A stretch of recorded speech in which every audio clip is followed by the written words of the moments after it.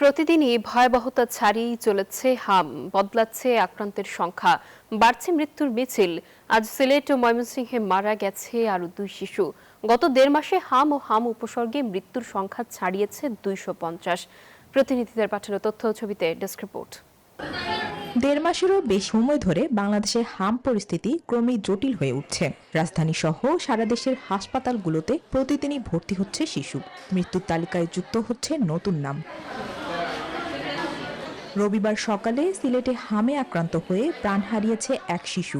এ নিয়ে জেলায় শিশু মৃত্যুর সংখ্যা দাঁড়ালো 10। হামের প্রাদুর্ভাব উদ্বেগ বাড়াচ্ছে অভিভাবকদের মধ্যে।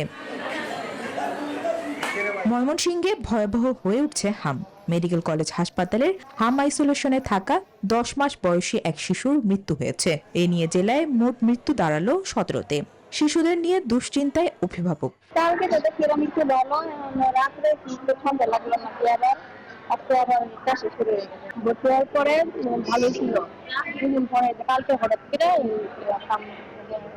আক্রান্ত হয়ে গেছে।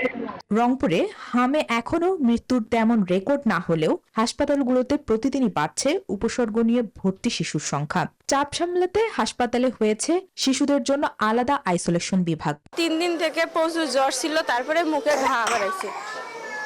এখন কালকে থেকে আবার পুরো শরীরে লাল লাল হয়ে আছে।